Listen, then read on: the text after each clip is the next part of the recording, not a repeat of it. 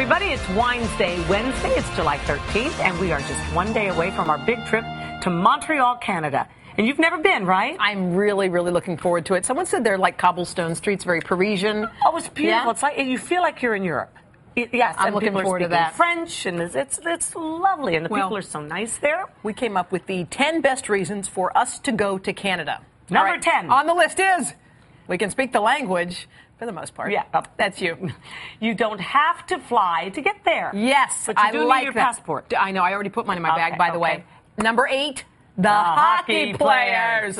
Enough said. Okay. Number 7. All right. It's the birthplace of Pam Anderson and Justin Bieber, whom we never hope to get married and have children. And Michael Bublé. And to each other is what I meant. Yeah. Shania Twain. I mean, a lot of people are from there. Howie Mandel. Yes.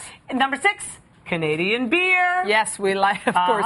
Number 5, it was the home of a bear cub by the name of Winnipeg, who, if you didn't know this, was the inspiration for Winnie the Pooh. I did not know Winnie the Pooh. Okay, and the number 4, Cirque du Soleil began there, and they're going to be performing for us. All right, and we get to eat something called Pauline. Poutine? There's not a T in it. There's an L in it. It says Pouline. Pouline. P-O-U-L-I-N-E. It's also known as gravy fries with cheese curds. It's spelled wrong. Poutine. Well, anyway, it's supposed to be whatever. Gravy. Anyway. Oh, wait. It's got something curds in it? Curds. Listen to this cheese song. Cheese curds. Listen to this. Crank it a little, please. You know who that is? The Bare Naked Ladies. And they're going to be singing for us. But they're not going to be naked. Nope. And finally, the number 1 reason to visit Canada, finally... We can have a live audience. Yes, we are so excited. So you guys, Canada, we like it. We hope that there is more than 10 of you. So please don't embarrass us. Please don't leave us alone. Bring your mother, bring your aunt. Not your crazy aunt. Bring the other one. Your crazy aunts are doing the show. That's right. All right. So there's a great piece of video that's out there, and we like to sort of be on the cutting edge of these things. Yes. This one has 600,000 hits. It is a break dancer of sorts. He's a guy that looks like he's all cartilage, I guess. They call him Mr. Barlono. It's almost like no bones. Let's see how he goes.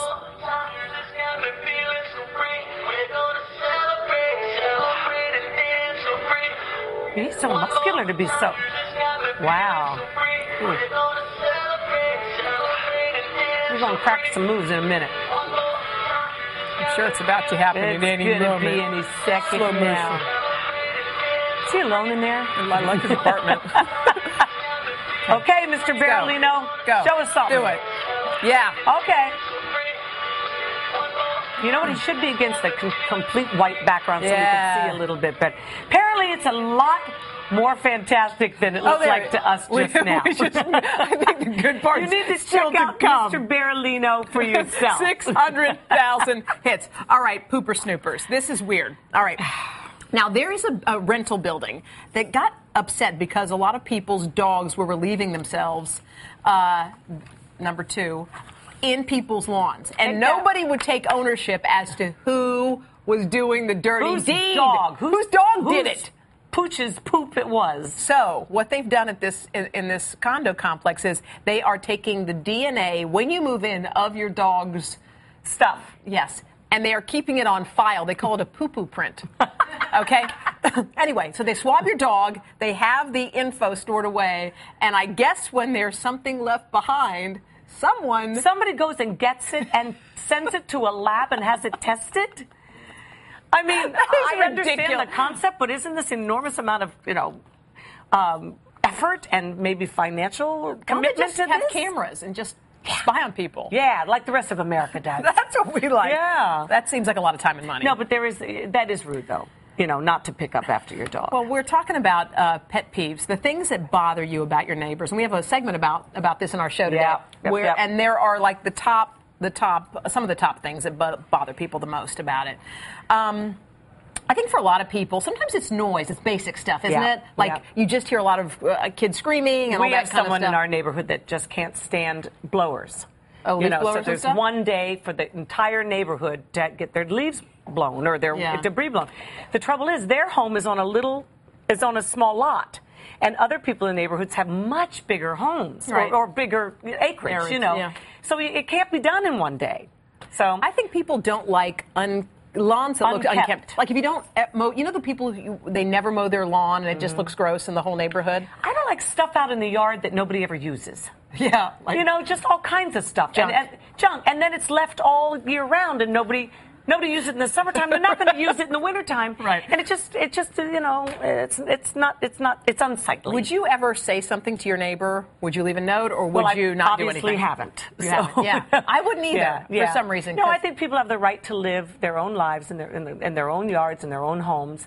But and you got the right to live your own way too. One thing I do think is wrong, and it affects everybody. The other night, I guess we'd been traveling or something, and I finally got into bed like at midnight, which is 3 hours late for me, and we've been traveling and stuff. And all of a sudden, boom, boom, boom, boom. What is it?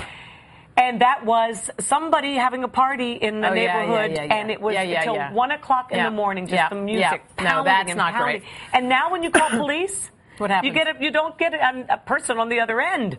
You get an announcement.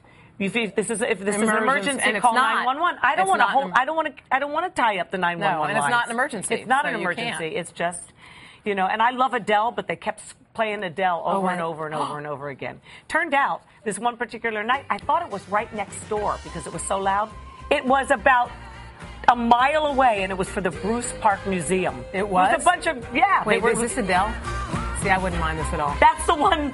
You would mind it at 1 o'clock in the morning when, yes, I you don't would, think Hoda, so. I don't think so. Here's Maybe the thing, not though. There is something that has to do with music and matchmaking. And Adele, apparently, if you listen to Adele, you are more likely to get matched up with a like-minded person. Who's hopefully is intelligent, because Adele's fantastic.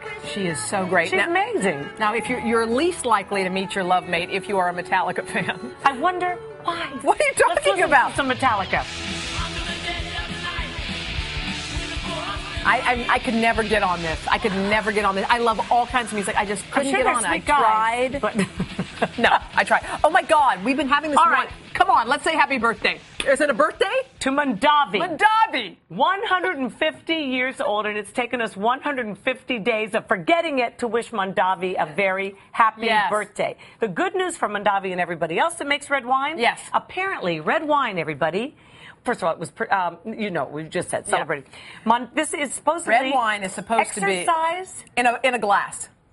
Apparently, they fed red wine to rats, and they found that their body mass stayed strong. They didn't lose weight, but they stayed strong, and also the good cholesterol is maintained without raising a little mouse finger.